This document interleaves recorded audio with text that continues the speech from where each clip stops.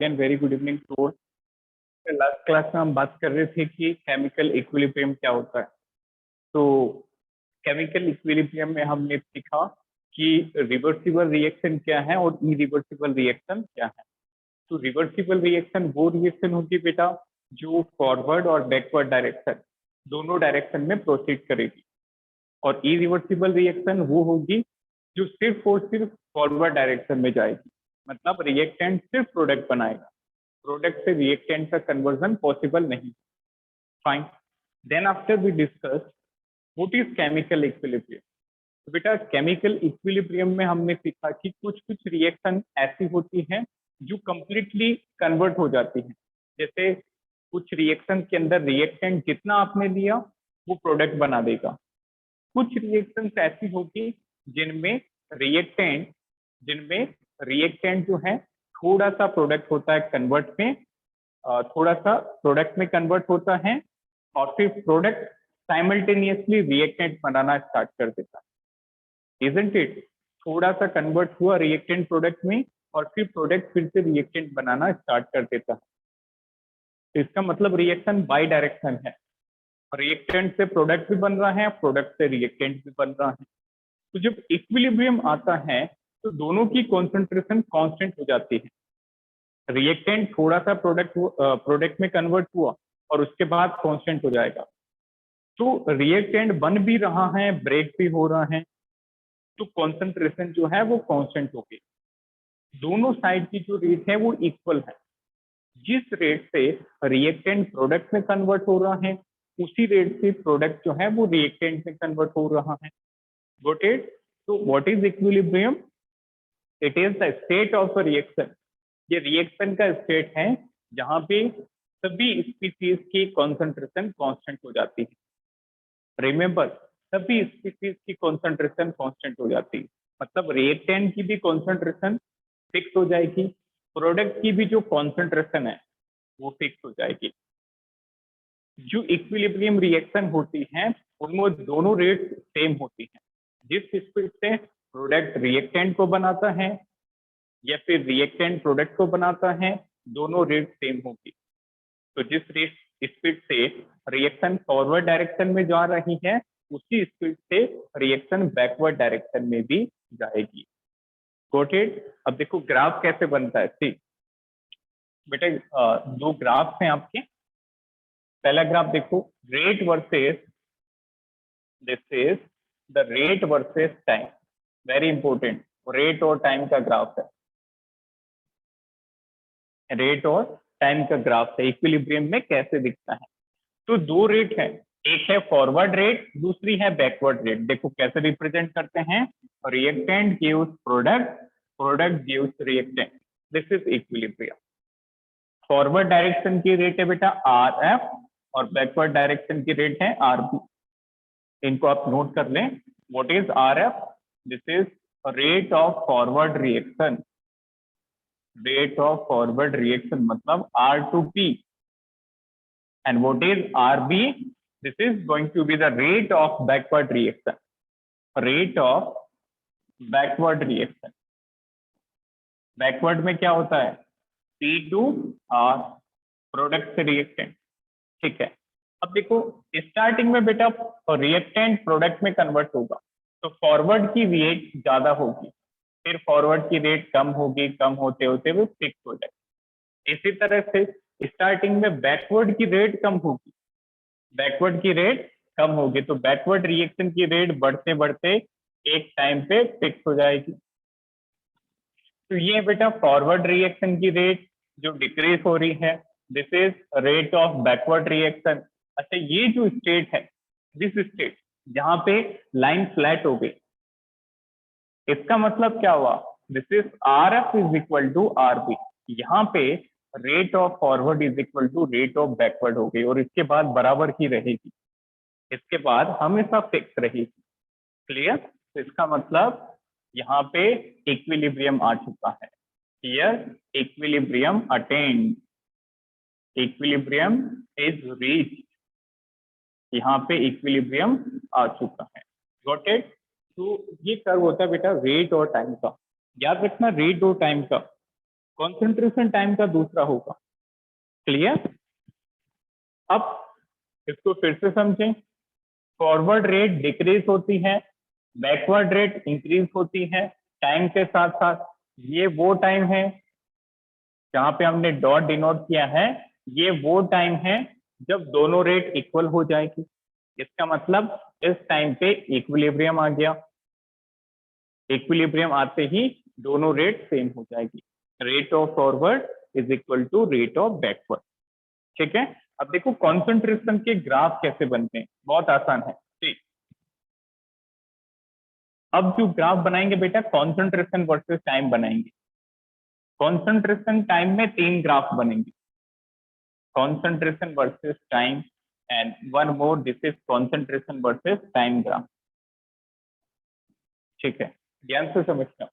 This is the first curve. First में क्या होगा कि बेटा रिएक्टेंट थोड़ा सा प्रोडक्ट में कन्वर्ट हुआ और इक्विलिब्रियम आ गया। रिएक्टेंट थोड़ा सा प्रोडक्ट में कन्वर्ट हुआ और इक्विलिब्रियम आ गया।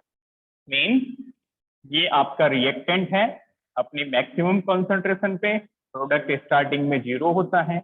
याद करो, स्टार्टिंग में रिएक्टेंट मैक्सिमम होता है तो प्रोडक्ट 0 होता है। रिएक्टेंट थोड़ा सा कन्वर्ट हुआ और इक्विलिब्रियम आ गया। रिएक्टेंट थोड़ा सा कन्वर्ट हुआ तो प्रोडक्ट भी थोड़ा सा फॉर्म होगा। अब देखो रिएक्टेंट की कॉन्सेंट्रेशन टाइम के साथ क्या होती है? डिक्रीज। तो प्रोडक्ट की टाइम के साथ क्या होती है? Anyone? If we talk about concentration of product, very good. क्योंकि इसका लॉजिक क्या है कि बेटा जब रिएक्शन होगी, केमिकल रिएक्शन होगी, तो रिएक्टेंट ही तो प्रोडक्ट बनाएगा। इसका मतलब रिएक्टेंट कन्वर्ट होगा, रिएक्टेंट कॉन्सेंट्रेशन घटाएगा, तो प्रोडक्ट बनेगा, तो प्रोडक्ट का कॉन्सेंट्रेशन, प्रोडक्ट का अमाउंट इंक्रीज होगा। क्लियर? अब देखो, तो थोड़ा सा अभी भी रिएक्टेंट जितना पहले था बेटा आर नोट। देखो यहाँ पे आर नोट बना दिया हमने। This is initial concentration of reactant R naught. तो थोड़ा सा कन्वर्ट हुआ है, बहुत ज्यादा डिफरेंस नहीं आया, बहुत कम कन्वर्ट हुआ है, तो प्रोडक्ट भी बहुत कम बना है, प्रोडक्ट भी बहुत कम बना है, लाइक दैट। अच्छा, यहाँ पे थोड़ा सा आगे बढ़ के कॉन्सेंट्रेशन कांस्टेंट हो गई, इसका मतलब इक्विलिब्रियम आ गया। प्रोडक्ट भी देखो कॉन्सेंट्रेशन कांस्टेंट हो गई, तो ये जो फेज है, this phase is denoting equilibrium. This phase is denoting equilibrium. Got it? तो वो फेज इक्विलिब्रियम की 2 कंडीशन कौन सी हुई? Rate of forward is equal to rate of backward, और सभी की कॉन्सेंट्रेशन कांस्टेंट, प्रोडक्ट की भी कांस्टेंट और रिएक्टेंट की भी कॉन्सेंट्रेशन कांस्टेंट। ठीक है, अब एक वो केस जहां पे रिएक्टेंट एक फिक्स अमाउंट में प्रोडक्ट बनाया और प्रोडक्ट भी फिक्स अमाउंट में रिएक्टेंट बना रहा है, तो this is reactant, this is product. तो यहाँ पे भी देखो रिएक्टेंट थोड़ा सा कन्वर्ट हुआ, बट कंपेरेटिव टू लास्ट पिछले वाले से ज्यादा कन्वर्ट हुआ, इजंट इट? इक्विलिब्रियम पे ज्यादा कन्वर्ट हुआ, बट कन्वर्ट होके एट लास्ट पे ये कांस्टेंट हो गया। इसी तरह से प्रोडक्ट भी बना, एक लिमिट तक बन के कांस्टेंट हो गया, दोनों की कॉन्सेंट्रेशन कांस्टेंट हो गई, इसका मतलब इक्विलिब्रियम आ गया, लाइक दैट। अच्छा, 2 केस तो हमने देख लिए कॉन्सेंट्रेशन टाइम का। पहला केस जब रिएक्शन स्टार्ट होते ही इक्विलिब्रियम आ गया, दूसरा केस जब रिएक्शन थोड़ा सा आगे बढ़ी फिर इक्विलिब्रियम आया। अच्छा, तीसरा केस क्या होगा? सोचो, व्हाट में बी द तीसरा केस? जब खत्म होगा। हाँ, रिएक्टेंट खत्म होने को आएगा। पहला वाला केस क्या था? रिएक्टेंट थोड़ा सा कन्वर्ट हुआ। दूसरा वाला केस रिएक्टेंट थोड़ा ज्यादा कन्वर्ट हुआ, रिएक्टेंट प्रोडक्ट लगभग बराबर है। पहले वाले में देखो तो रिएक्टेंट बहुत ज्यादा है, प्रोडक्ट बहुत कम है, और तीसरा इसका उल्टा, प्रोडक्ट बहुत ज्यादा बनेगा, लाइक दैट। प्रोडक्ट बहुत ज्यादा बन जाएगा और रिएक्टेंट बहुत कम बचेगा, like that. This one, this is R and this is P. Clear? तो देखो इक्विलिब्रियम की 2 कंडीशन अच्छे से याद होनी चाहिए। क्या क्या है? What are the 2 conditions of equilibrium? Anyone? Equilibrium की कौन सी 2 कंडीशन होगी? रेट की टर्म में क्या है कि rate of forward is equal to rate of backward होगा। पहली कंडीशन हो गई RF is equal to RB। अच्छा, दूसरी कंडीशन क्या होगी, सारी स्पीसीज की कॉन्सेंट्रेशन क्या हो जाएगी, कांस्टेंट। रिएक्टेंट और प्रोडक्ट की कॉन्सेंट्रेशन इक्विलिब्रियम पे हमेशा कांस्टेंट होगी। That means reactant concentration, product concentration becomes constant at equilibrium, कभी भी चेंज नहीं होगी, फिक्स हो जाएगी। यदि रिएक्टेंट की 2 मोलर है, प्रोडक्ट की 2 मोलर है, तो वो हमेशा इतनी ही रहेगी जब तक इक्विलिब्रियम रहेगा। क्लियर। तो दो ग्राफ देखिए, याद रखना बेटा, ये रेट और टाइम का ग्राफ है, फिर से बता रहा हूं, दिस इज रेट और time curve and like that. Concentration time में 3 तरह के कर्व बनेंगे। पहला, जहां पे रिएक्टेंट ज्यादा होगा प्रोडक्ट कम होगा। दूसरा, जहां पे रिएक्टेंट और प्रोडक्ट लगभग बराबर होंगे। तीसरा, जहां पे प्रोडक्ट ज्यादा होगा और रिएक्टेंट कम अमाउंट में होगा। नोट करें इसको।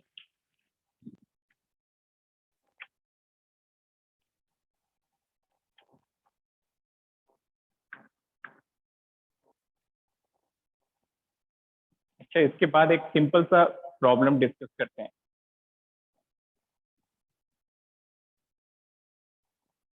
Is there any doubt in this graph? Anyone?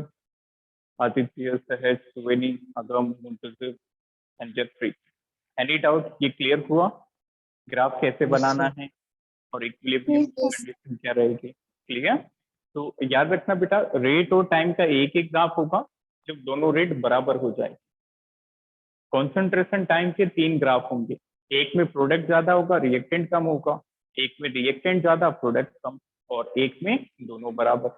Equilibrium की 2 कंडीशन कौन सी हैं, दोनों रेट इक्वल होगी, rate of forward is equal to rate of backward होगी, और सभी की कॉन्सेंट्रेशन फिक्स हो जाएगी, चेंज नहीं होगी। चलो, ये क्वेश्चन अब खुद से सजेस्ट करना, बहुत आसान सा क्वेश्चन है।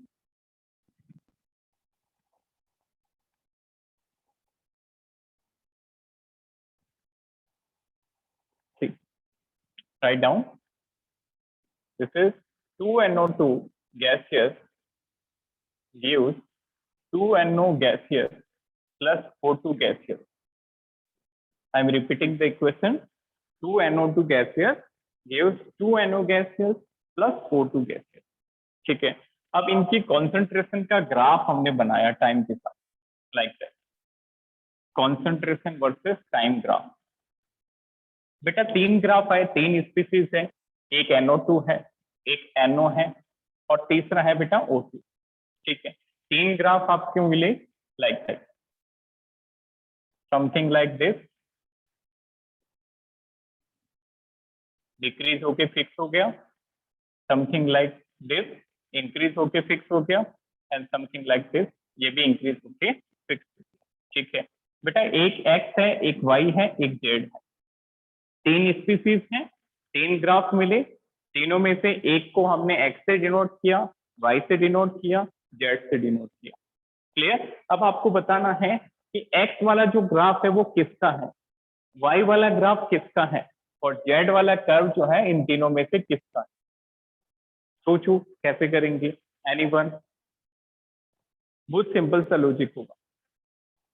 सर जो Z वाला है वो NO2 का है। वेरी गुड, बहुत बढ़िया, बिल्कुल सही है। कैसे पता चला? सर क्योंकि कंसंट्रेशन टाइम के साथ कम होती जा रही है। वेरी गुड, बिल्कुल सही है।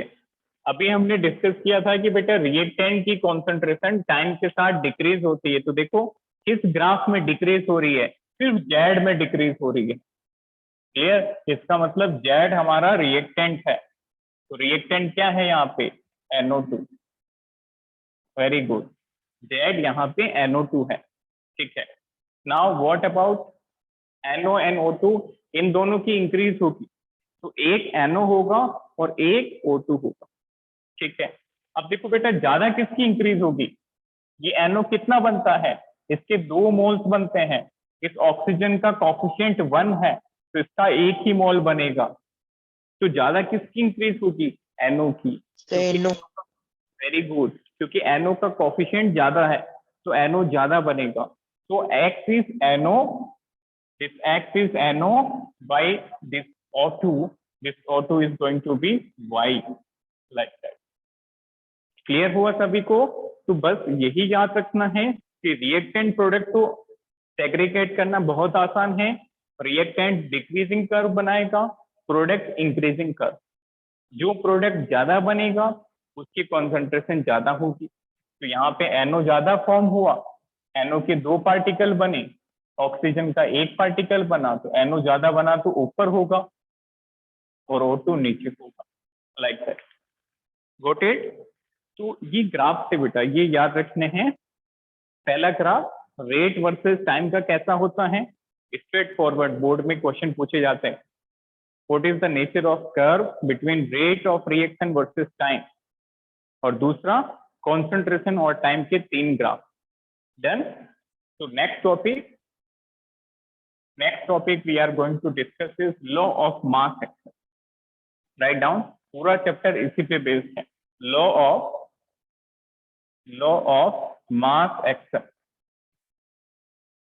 इस लॉ ऑफ मास एक्शन को हम गुलबर्ग-वागे लॉ भी कहते हैं। This is Guldberg and Waage law.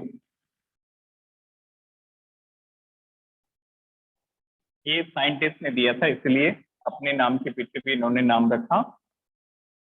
तो लॉ ऑफ मास एक्शन और the other name is Guldberg and Waage law. ठीक है, अब ये क्या है? गुलबर्ग और वागे लॉ ये बताते हैं कि जो रिएक्शन की रेट है वो रिएक्टेंट की कॉन्सेंट्रेशन पे डिपेंड करेगी।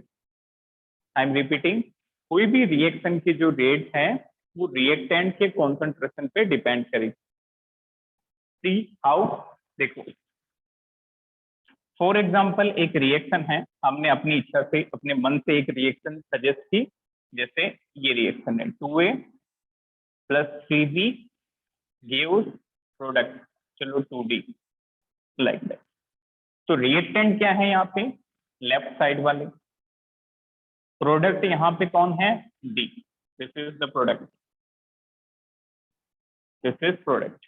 ठीक है, तो गुलबर्ग-वागे लॉ ये बताते हैं कि रेट जो होगी इस रिएक्शन की रेट रिएक्टेंट की कॉन्सेंट्रेशन पे डिपेंड करेगी। Clear? So if we talk about rate of this reaction, rate of reaction is directly proportional to concentration of reactant. A और B reactant हैं, तो इन दोनों की concentration के proportional होगी। Concentration of B multiply by concentration of B। ठीक है, अच्छा, concentration पे इनके coefficient लगा देने हैं। इसका coefficient 2 है तो A की पावर 2, B का कोफिशिएंट 3 है तो B की पावर 3। इसको कहते हैं बेटा Guldberg and Waage law, law of mass action. तो ये क्या बताते हैं कि रेट ऑफ रिएक्शन रिएक्टेंट की कॉन्सेंट्रेशन पे डिपेंड करती है, और कॉन्सेंट्रेशन की पावर क्या लगाएंगे? जो उनका कोफिशिएंट होगा। A का कोफिशिएंट क्या है? 2, B का कोफिशिएंट क्या है? 3। इनको कहते हैं बेटा स्टोइशियोमेट्रिक कोफिशिएंट। ये हमने चैप्टर फर्स्ट में पढ़ा था। स्टोइशियोमेट्रिक कोफिशिएंट क्या होता है? जो स्पीशीज के आगे लगा होता है। तो यदि आपको पूछा जाए what is स्टोइशियोमेट्रिक coefficient of A, स्टोइशियोमेट्रिक coefficient of A, this is 2, जो ए के आगे कोफिशिएंट लगा है। यदि आपको पूछे what is स्टोइशियोमेट्रिक coefficient of D, बताओ डी का कोफिशिएंट क्या होगा? Sir 2। Very good, it is 2। Clear? तो डी का कोफिशिएंट है 2। अब गुलबर्ग-वागे लॉ और लॉ ऑफ मास एक्शन क्या कहते हैं कि जो रेट होगी वो रिएक्टेंट की कॉन्सेंट्रेशन पे डिपेंड करेगी, और इन कॉन्सेंट्रेशन की पावर कितनी लग जाएगी? स्टोइशियोमेट्रिक कोफिशिएंट के बराबर।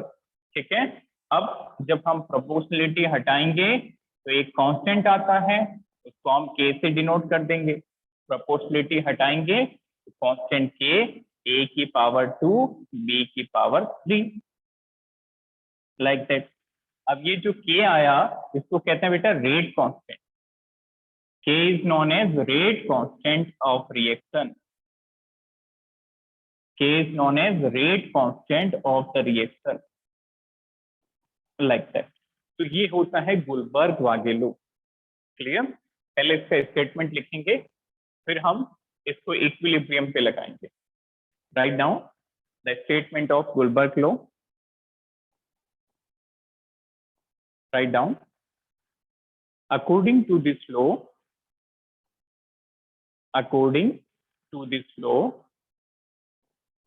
the rate of reaction, according to this law, the rate of reaction is directly proportional to,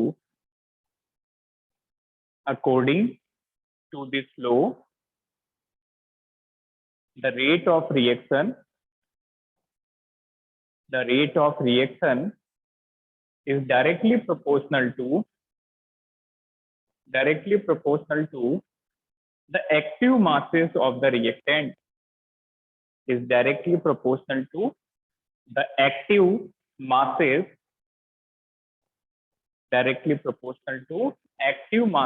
of the reactant in which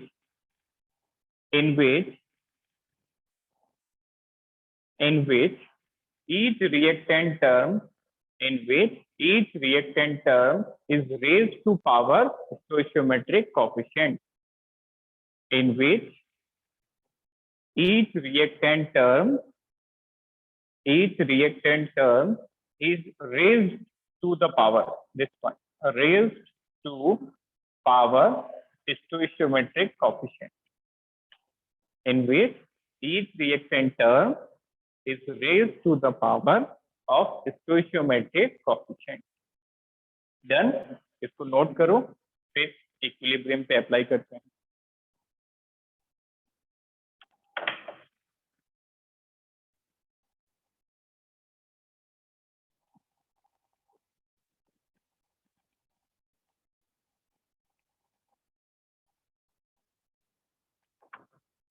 any doubt up to this? बताइए, ये समझ पाए सभी को किस तरह से हमने रेट लिखी? Is it clear to all? Yes, sir. Fine Yes, sir. Fine. तो याद रखना, हमेशा रेट सिर्फ रिएक्टेंट पे डिपेंड करती है और रिएक्टेंट की कॉन्सेंट्रेशन को मल्टीप्लाई करना होता है। याद रखना, यहाँ पे एडिशन नहीं, this is multiplication. Let suppose यहाँ पे C होता तो C को भी हम यहाँ पे लिखते और सबकी पावर्स क्या लगा रहे हैं, उनके कोएफिशिएंट, लाइक दैट। एक और एग्जांपल, इसके बाद हम इसको इक्विलिब्रियम पे लगा के चेक करेंगे।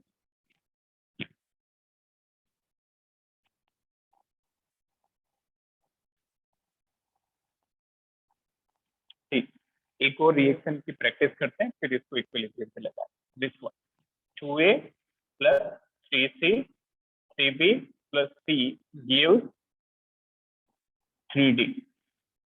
ठीक है, अच्छा इसकी रेट कैसे लिखोगे? Rate of reaction is directly proportional to, who will tell me? Anyone?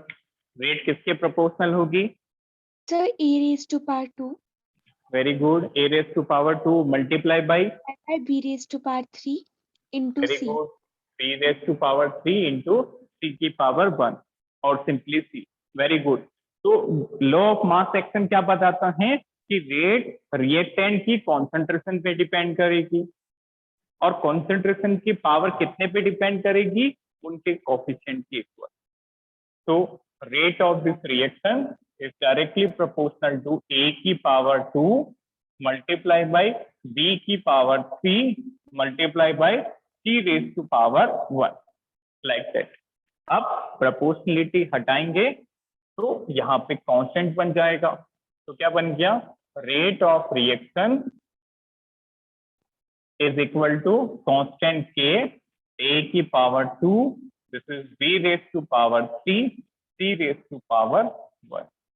Again repeating, बेटा ये जो कॉन्सेंट्रेशन है हम इनको मल्टीप्लाई कर रहे हैं, इनको ऐड नहीं कर रहे। क्लियर? अब देखो बेटा, इसी का हम इक्विलिब्रियम पे एप्लीकेशन देखिए। If we talk about the application of this law to equilibrium, तो इक्विलिब्रियम में हमें ये क्या सपोर्ट देगा? Fine. So next is application of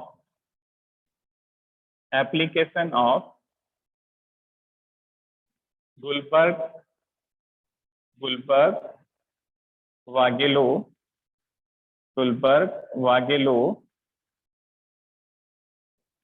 or law of mass action to equilibrium पे इसका क्या एप्लीकेशन है?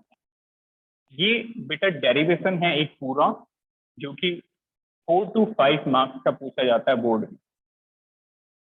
ये एनसीईआरटी में भी गिवन है, इस डेरिवेशन को अच्छे से समझना है। क्या टॉपिक है? Application of law of mass action to equilibrium पे इसका क्या एप्लीकेशन? क्लियर? तो हम एक जनरल इक्वेशन बनाते हैं बेटा, ये इक्वेशन हम पूरे चैप्टर में पढ़ेंगे। ये जनरल इक्वेशन हम पूरे चैप्टर में इसको यूज करेंगे। क्या जनरल इक्वेशन है? जैसे ध्यान से समझना, a plus B gives c plus d, a plus B gives c plus d। Again reverse में आएंगे तो c plus d gives d plus a। ठीक है, फॉरवर्ड में जाने की रेट को लिखते हैं बेटा r फॉरवर्ड, बैकवर्ड में आने की रेट को क्या लिखते हैं? r backward. Forward rate is rf, backward rate is rb। ठीक है, नाउ इनके कॉफिशिएंट लगे बेटा, a का कॉफिशिएंट m1 है, b का कॉफिशिएंट m2 है, c का कॉफिशिएंट n1 है, d का कॉफिशिएंट n2 है, लाइक दैट। क्लियर? तो AB product, AB are the reactant, CD are the product, और M1, M2, N1, N2 ये क्या है? ये है बेटा स्टोइशियोमेट्रिक कोफिशिएंट। हमने एक जनरल इक्वेशन बना ली जिसमें A और B मिलके C और D बना रहे हैं। AB का कोफिशिएंट है M1 और M2, CD का कोफिशिएंट है N1 और N2, फॉरवर्ड रेट है RF, बैकवर्ड रेट है RB। ठीक है, अब हम यहाँ पे लॉ ऑफ मास एक्शन की एप्लीकेशन देखते हैं। नाउ पहला केस ध्यान से समझना, फर्स्ट केस, इसी के अंदर फॉरवर्ड रिएक्शन बिल्कुल आसान है। फॉरवर्ड रिएक्शन इस तरह से, फॉरवर्ड के लिए रिएक्टेंट कौन होंगे बेटा? ए और बी। फॉरवर्ड के लिए रिएक्टेंट कौन होंगे? ए और बी। ठीक है, अच्छा बताओ बैकवर्ड के लिए, बैकवर्ड रिएक्शन में कौन से रिएक्टेंट होंगे? एनीवन? यदि उल्टा है, वेरी गुड, बैकवर्ड के लिए तो रिएक्टेंट का काम कौन करेंगे? सी और डी। ठीक है, now as we are talking about forward reaction, तो rate of this forward reaction की जो रेट है वो रिएक्टेंट पे डिपेंड करेंगी, और रिएक्टेंट फॉरवर्ड के लिए कौन है? ए और बी। तो इट इज प्रोपोर्शनल टू ए की पावर m1 कोफिशिएंट पावर पे लगा दिया और b की पावर m2, लाइक दैट। तो RF है बेटा रेट ऑफ फॉरवर्ड रिएक्शन, जो कि A और B पे डिपेंड करती है। अब RF is equal to coefficient KF, proportionality हटाएंगे तो कोफिशिएंट आएगा KF, this is A raise to power m1 B raise to power m2, like that. इसको नाम दे दिया इक्वेशन नंबर 1, इसको नाम दे दिया हमने इक्वेशन नंबर 1। ठीक है, अब देखो फॉरवर्ड की रेट ए और बी के प्रोपोर्शनल की, RF यहाँ पे है रेट ऑफ फॉरवर्ड रिएक्शन, अच्छा KF क्या है? KF is rate constant for forward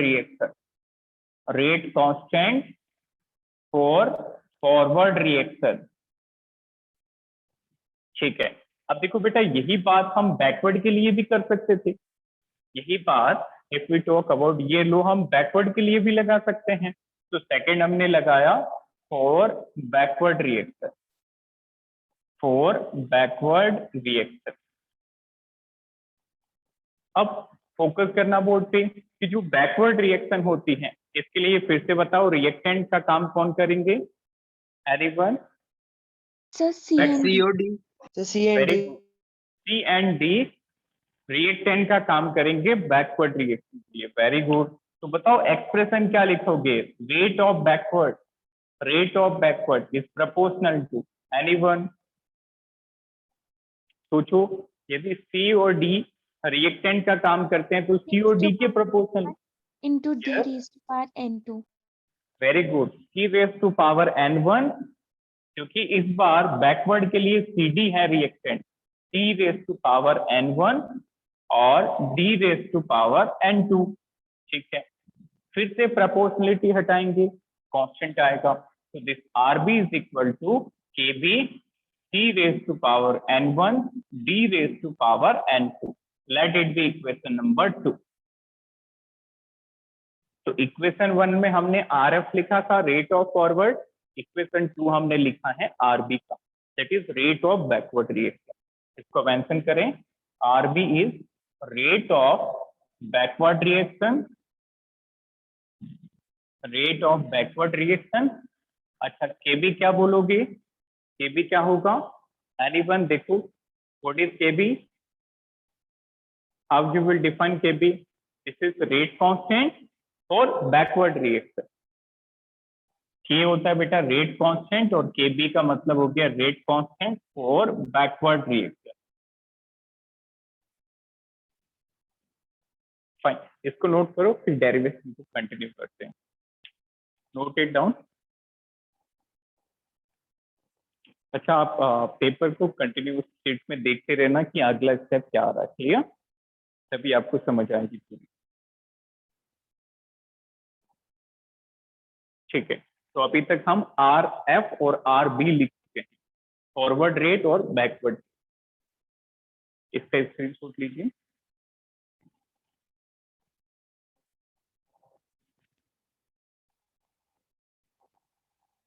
चलिए, तो आगे बढ़ते हैं। जैसा हम जानते हैं कि this is equilibrium, as we know we are discussing this reaction for equilibrium. तो बेटा क्या आप बता सकते हो कि इक्विलिब्रियम पे, एट इक्विलिब्रियम, इन दोनों रेट्स का क्या रिलेशन होगा? Anyone? At equilibrium what is the relation between R F and R B? Equilibrium पे क्या रिलेशन होता है आर एफ और आर बी का? क्या दोनों सेम होते हैं, या कोई बड़ा होता है या कोई छोटा होता है?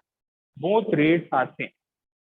इक्विलिब्रियम पे जिस स्पीड से रिएक्टेंट प्रोडक्ट बनाता है उसी स्पीड से प्रोडक्ट रिएक्टेंट में कन्वर्ट होता है। तो हम ये लिख सकते हैं कि at equilibrium R F is equal to R B. At equilibrium R F is equal to R B. Rate of forward is equal to rate of backward reaction. तो हम वो दोनों इक्वेशन पे रेट की वैल्यू यहाँ पे substitute कर देंगे। इक्वेशन 1 और इक्वेशन 2 में हमने आर एफ और आर बी कैलकुलेट किया था। यहाँ पे देखो, from equation number 1 and equation number 2। तो इक्वेशन 1 से आर एफ क्या आया था बेटा? दिस इज के एफ ए की पावर m1 था, चेक करो, बी की पावर m2 था। अच्छा, आर बी क्या था? के बी सी की पावर n1 था, डी की पावर n2, लाइक दैट। ठीक है, अब ध्यान से समझना बेटा, ये भी कांस्टेंट है और ये भी कांस्टेंट है। के एफ भी रेट कांस्टेंट है, के बी भी रेट कांस्टेंट है। तो हमें पता है कि जब कांस्टेंट को कांस्टेंट से डिवाइड करते हैं तो एक नया कांस्टेंट बन जाता है, क्लियर? तो हमने कांस्टेंट को अलग कर दिया और कॉन्सेंट्रेशन वाले पार्ट को अलग कर दिया। तो देखो क्या बना, ये बन गया बेटा के एफ अपॉन के बी। के बी को यहाँ पे डिवाइड कर दिया, ध्यान से समझना। के एफ के बी को इस तरफ ले आए, तो यहाँ पे क्या टर्म है? सी की power n1 D raise to power n2।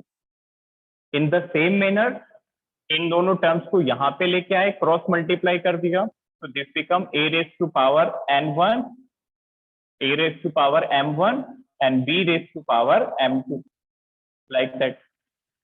अच्छा, हमने दोनों कांस्टेंट को अलग कर दिया और जैसा मैंने बताया कि कांस्टेंट अपॉन कांस्टेंट फिर से एक कांस्टेंट बन गया और इसको कहते हैं बेटा KC. This is very important. This is the final derivation. ये जो केसी बना है, this KC is the ratio of forward rate constant to backward rate constant और इस केसी को हम कहते हैं बेटा equilibrium constant. This is known as equilibrium constant. Got it? तो केसी को कैसे डिफाइन करेंगे? This is the ratio of kf to kb, rate constant of forward to rate constant of backward reactor. Got it? इसको note करें. Write down what is equilibrium constant. It is the ratio of rate constant of the ratio of rate constant of forward reaction. It is the ratio of rate constant of forward reaction to that of backward reaction. Rate constant of forward reaction to that of backward reaction. ठीक है. अब यहाँ पे जो भी terms हैं उनको हम क्लियर कर देते हैं फिर से. केसी क्या है बेटा? यहाँ पे इक्विलिब्रियम कांस्टेंट. केएफ क्या है? This is rate constant for forward reaction. KB क्या है? Rate constant of backward reaction. अच्छा, सी क्या है? Concentration of C. Square bracket D क्या है? Concentration of D. Square bracket A क्या है? कॉन्सेंट्रेशन ऑफ ए और स्क्वायर ब्रैकेट बी क्या है? Concentration of B. और ये सारी इक्विलिब्रियम कॉन्सेंट्रेशन है. जो कॉन्सेंट्रेशन इक्विलिब्रियम वाली होगी वही यहाँ पे हमें रखनी होगी. Got it? तो इसको आप मेंशन कर दें. Mention this square bracket A B C and D. These are equilibrium concentrations of ABCD. Equilibrium concentrations of A, B, C and D. ये सारी equilibrium concentrations है. Clear? Now next point, very important point. इसको लिखें, इसको note करें. very important. अब बेटा ये जो इक्विलिब्रियम कांस्टेंट है इसमें हमने सी को लिखा, डी को लिखा, ए को भी लिखा, बी को भी लिखा. ध्यान से समझना. बताओ सी और डी कहाँ पे है? रिएक्टेंट साइड में है या प्रोडक्ट साइड में? चेक करके बताओ. What is the side of C and D? They are in reactant और product side? Anyone? Check it. What are the direction of C and D? C और D किस तरफ है? प्रोडक्ट साइड में है. और ए और बी की बात करें तो what is the direction of A and B? A and B reactant है. तो इक्विलिब्रियम कांस्टेंट कैसे लिखेंगे? ऊपर लिखेंगे बेटा प्रोडक्ट, नीचे लिखेंगे रिएक्टेंट. ऊपर प्रोडक्ट और नीचे रिएक्टेंट और इनकी पावर, इनके कोएफिशिएंट. क्लियर? अब नोट क्या है इसको लिखें. Pure solid, very important. इसके क्वेश्चन अभी करेंगे. Pure solid and pure liquid, pure solid and pure liquid will not be written in the expression of equilibrium constant. In the expression of equilibrium constant.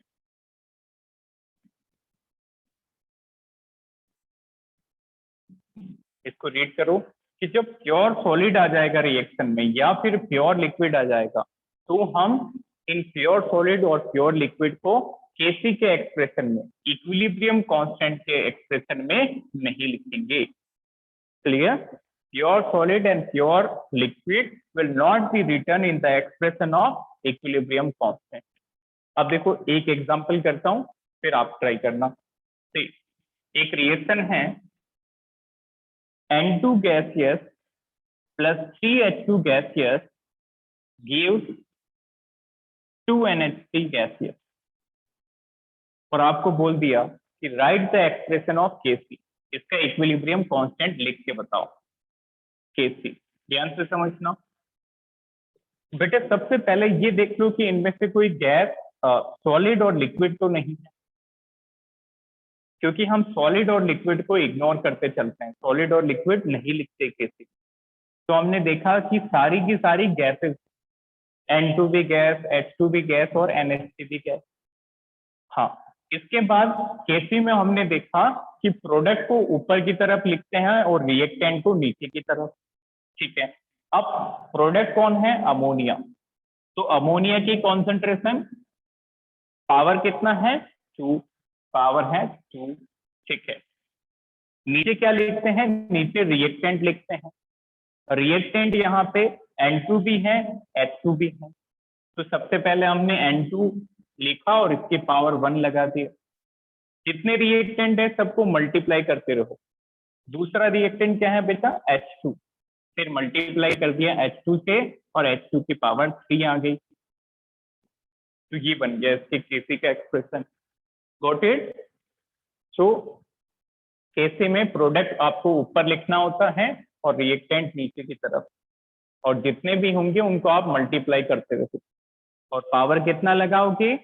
जो उनके coefficients होंगे।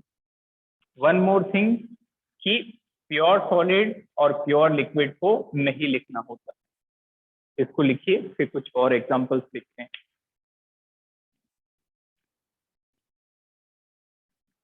Is it clear to all? ये समझ में आया सभी को? Yes, sir. How we derive this Kc and how to write the expression? बताइए बेटा, यहाँ से किसी को कोई भी डाउट? Is very important. जब भी डाउट हो तो let me know so that I can repeat that, क्योंकि आपको डाउट होगा तब बताएंगे तभी तो हमें पता चलेगा। Isn't it? कि सर को सपना आएगा कि इस बच्चे को डाउट आ रहा है। ऑफलाइन टीचिंग में एक और प्रोविजन रहता है बेटा, that is face reading. We are exactly before you and we are able to read your face, isn't it? Classroom में आपका फेस हमें पता चलता रहता है कि फेशियल एक्सप्रेशन से समझ में आ रहा है यहाँ से जा रहा है या यहाँ से जा रहा है। क्लियर? तो that you have to coordinate very well in online teaching. So you are really less in number, we can say you are very moderately batch student. आपके क्लासरूम का जो स्ट्रेंथ है वो एक मॉडरेट स्ट्रेंथ है, तो इसका फायदा आपको कहीं ना कहीं मिलता है। तो it should be very interactive session. तो जब भी डाउट हो तो जस्ट सर रुकिए, सर प्लीज यहाँ पे एक बार फिर से रिपीट कर दीजिए, ताकि मुझे पता चलता रहे कि that is not getting you. Clear? तो जब भी कोई डाउट हो तो आप उसी टाइम सर को रोक दीजिए। अदरवाइज बेटा जहाँ पे भी आपका छूटा, मान लो कि ये स्टेप आपको समझ नहीं आया, उसके बाद आगे का गया। यही होता है केमिस्ट्री, फिजिक्स, पूरा जहाँ पे डेरिवेशन होता है, इवन मैथमेटिक्स में भी, कि एक स्टेप छूटा, एक स्टेप निकला दिमाग से, तो फिर आगे का स्टेप जो है वो उसमें थोड़ी सी प्रॉब्लम आती है। तो इससे अच्छा जहाँ पे आपको लगे कि ये स्टेप कैसा आया, तो just ask the sir to repeat. Fine? तो that was law of mass action. तो पहली बात, लॉ ऑफ मास एक्शन क्या बताता है कि रेट रिएक्टेंट की कॉन्सेंट्रेशन के डायरेक्टली प्रोपोर्शनल है। फिर दूसरा हमने इसमें क्या पढ़ा कि इक्विलिब्रियम से इस लॉ ऑफ मास एक्शन की डेफिनेशन, एप्लीकेशन क्या है। तो हमने एक बार law of mass action forward के लिए लगाया, एक बार law of mass action backward के लिए लगाया। फिर हमें पता है कि दोनों रेट सेम होती हैं, हमने इक्वेट कर दिया, इक्वेट किया तो दो कांस्टेंट का रेशियो मिला, उसको हमने नया कांस्टेंट कह दिया, इक्विलिब्रियम कांस्टेंट। और इक्विलिब्रियम कांस्टेंट कैसे लिखते हैं? ऊपर प्रोडक्ट और नीचे रिएक्टेंट। ठीक है, अब देखो नेक्स्ट क्वेश्चन, इससे और समझ आ जाएगा।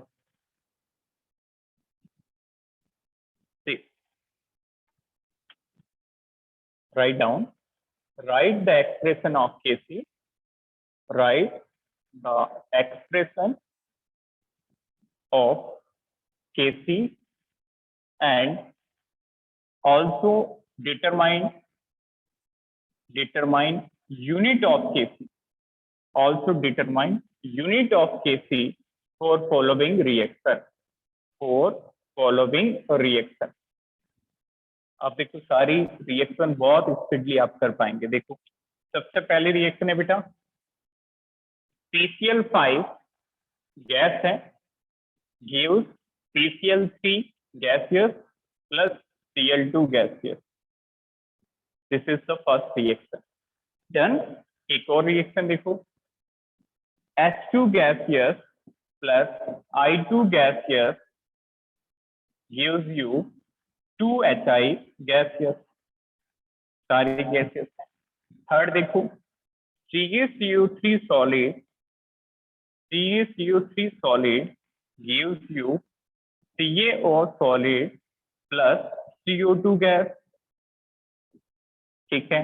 And the last reaction fourth one is NH3 gaseous plus H2S gaseous will give you NH4HS gaseous, NH4HS solid। Fine, बताओ फर्स्ट वाले का, सभी का हमें Kc लिखना है और Kc की यूनिट निकालनी है। बहुत सिंपल क्वेश्चन है, राइट Kc। एनीवन, कैसे लिखेंगे? ऊपर प्रोडक्ट होगा, वेरी गुड। आप बताइए Pc divided by very PCl good. PCl5 सबकी पावर क्या होगी बेटा?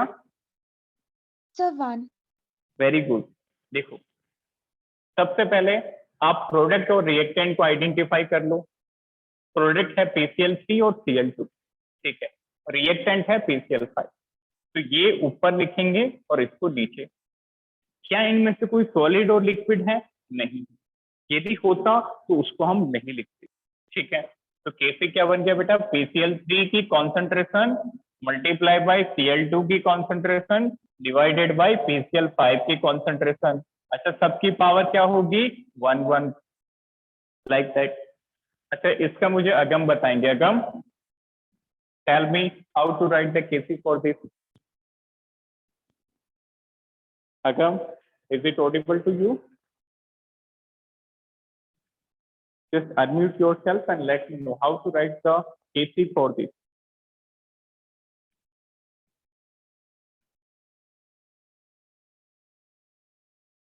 बेटा चुप कैसे हो जाते हो तुम?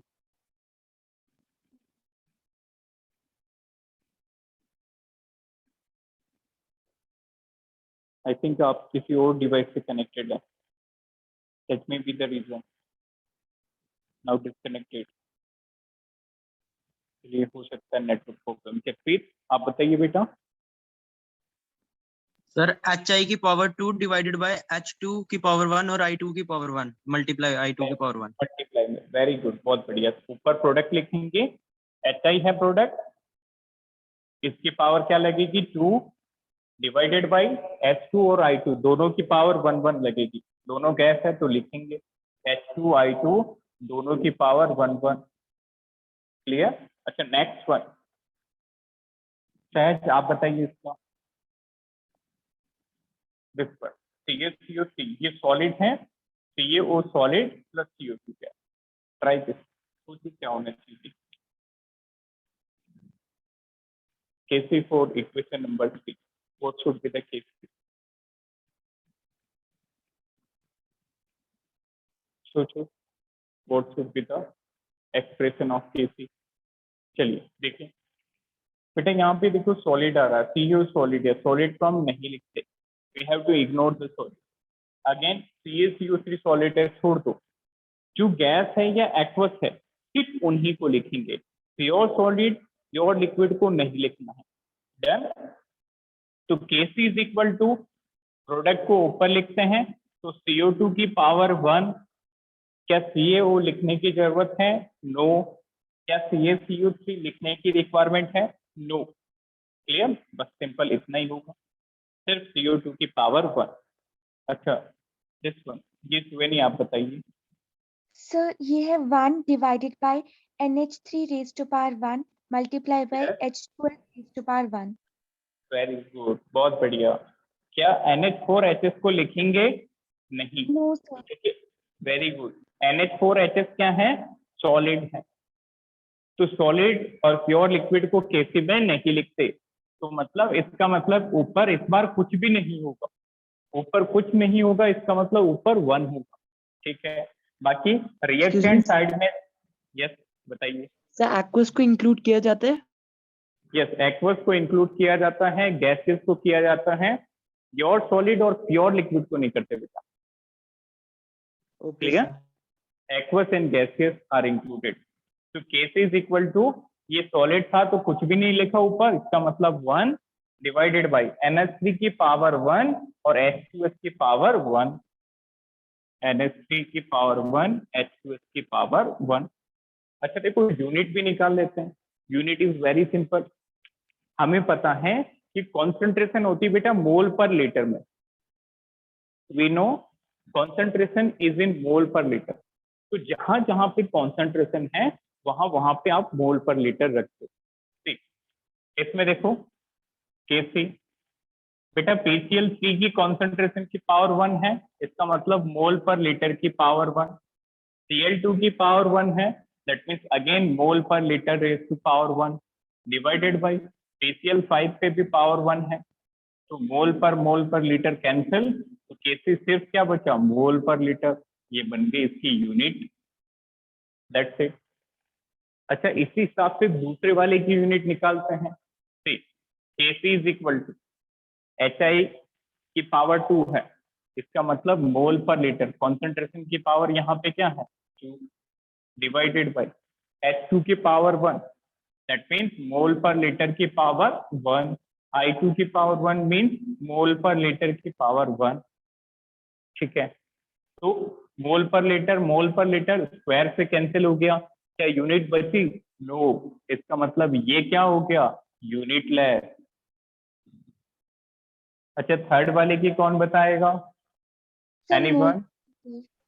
वेरी गुड, सिर्फ मोल पर लीटर होगी, मोल पर लीटर की power 1। Very good, mole per litre की पावर 1। अच्छा, लास्ट वाले की यूनिट जसप्रीत आप बताइए। यस, हाँ बताइए। Sir mole mole per litre, square inverse. Very good, mole per litre square inverse. Clear, -2 power. देखो कैसे, 1 डिवाइडेड बाई NH3 को क्या लिखोगे बेटा? मोल पर लीटर की पावर 1, फिर H2S को भी लिखोगे मोल पर लीटर की पावर 1। तो देखो मोल पर लीटर का स्क्वायर हो गया और वो इनवर्स में है, ऊपर लेके जाएंगे तो ये बन जाएगा मोल पर लीटर की पावर -2, लाइक दैट। तो ये बात होगी बेटा यूनिट की, इसका स्क्रीनशॉट लीजिए।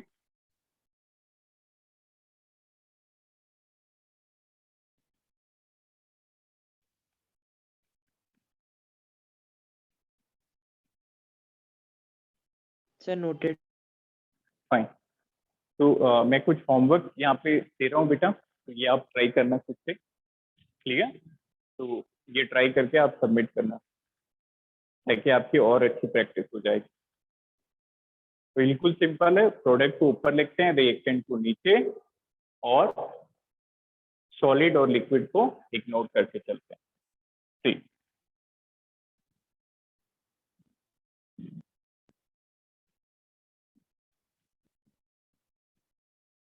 देखिए सेम क्वेश्चन है, write the expression of Kc and find the unit of following reaction. Reaction मैंने चेंज की बेटा, रिएक्शन यहाँ पे है C solid plus CO2 gas. Physical state आप सही लिखना, solid into solid, liquid to liquid, CO gaseous. Carbon plus CO2 gives 2 CO gaseous. Second question, this is this one H2 plus Cl2, या फिर आप एक और क्वेश्चन लिख सकते हैं, this is 2HI. उल्टा लिखना 2HI gaseous will give you H2 gaseous plus I2 gaseous. Fine, तो ये दोनों रिएक्शन के लिए आपको केसी लिखना है और केसी की यूनिट भी निकालनी है. क्लियर? तो सबमिट इट बाय टुडे, आज ही सबमिट करेंगे.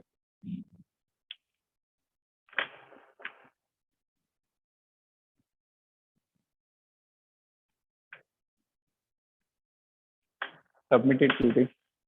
इसके बाद कुछ क्वेश्चन हम नेक्स्ट क्लास में करेंगे. So any doubt in today's lecture? बताइए बेटा. Muntazir, Shuveni, Sahaj, Agam and Jagpreet. Any doubt? No, sir. No sir. सबको क्लियर है? जगप्रीत, आपको कोई doubt? Muntazir, Jagpreet? No, sir. Fine, ठीक है. तो बेटा आप आई होप सभी नोट्स बना रहे होंगे पैरेलली, साथ साथ बना रहे हो आप नोट? Yes, sir. ओके, ठीक है. जगप्रीत आप बना रहे हैं आई थिंक. अगम आप भी बना रहे हैं नोट डेली? Yes sir. ठीक है. और मुंतजिर आप? Yes sir.